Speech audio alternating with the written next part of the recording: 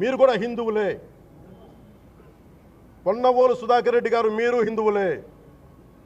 నోటికొచ్చినట్టు మాట్లాడకండి. తమాషాలుగా ఉందా మీకు? సరదాలుగా ఉన్నాయా? మొన్న ప్రకాష్ రాజ్ గారు మాట్లాడారు నా మీద. అరే నేను మాట్లాడుతుంది ఒక హిందువులు అపవిత్రం గురించి మాట్లాడుతున్నాను. ఇందులో ప్రకాష్ రాజ్ గారికి సంబంధం ఏంటి? ఇందులో నేను ఇంకొక మతాన్ని నిందించానా? ఇస్లాంని నిందించానా? క్రిస్టియానిటీని నిందించానా? అపవిత్రం జరిగింది, ఇలా జరగకూడదు, ఫుడ్ అడల్టరేషన్ జరిగిందని మాట్లాడుతుంటే దీన్ని గోల చేయకూడదంట. అంటే తప్పు జరిగినప్పుడు మాట్లాడకూడదా?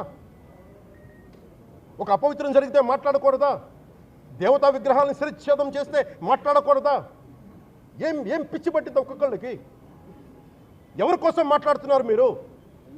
ప్రకాష్ రాజ్ కూడా చెప్తా ఉన్నాను, నాకు మీరంటే గౌరవం. I have extreme respect for you. కానీ when it comes to secularism, Prakash Raj garu, it is a two-way, not one-way. I have extreme respect for you. You know that.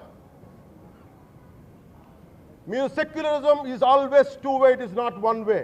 హిందువుల మీద దాడి జరిగినప్పుడల్లా వచ్చి మాట్లాడటం తప్ప,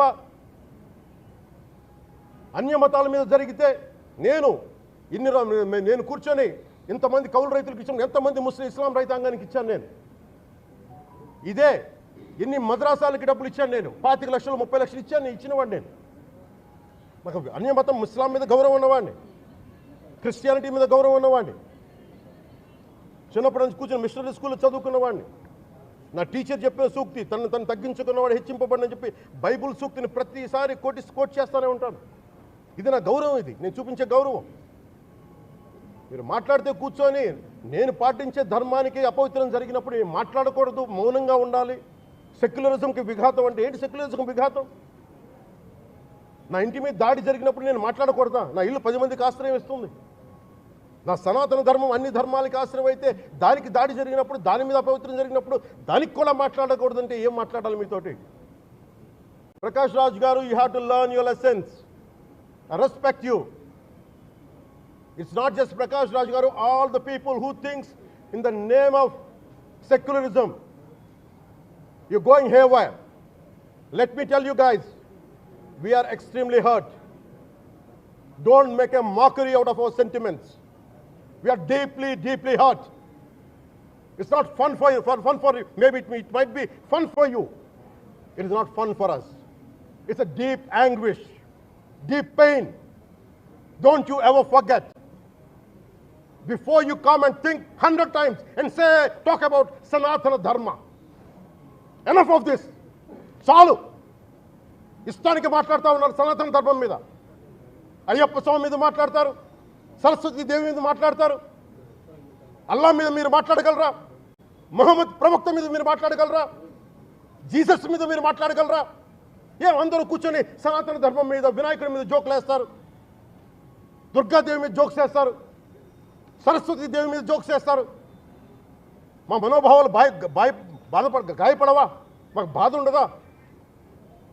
అందుకే నేను ప్రతిపాదించింది ఏంటంటే, ప్రతి దానికి రావలేకపోతున్నాం. సనాతన ధర్మ రక్షణ board is order of the day. ప్రతిసారి కూర్చోబెట్టి మేము డిఫెండ్ చేసుకోలేం.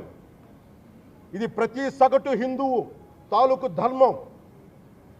ఇదే ఇస్లాం మీద దాడి జరిగితే ఎంతమంది బయటకు వస్తారు, ఎంతమంది నిరసన తెలియజేస్తారు? రోడ్ల మీదకి రమ్మని చెప్పట్లా.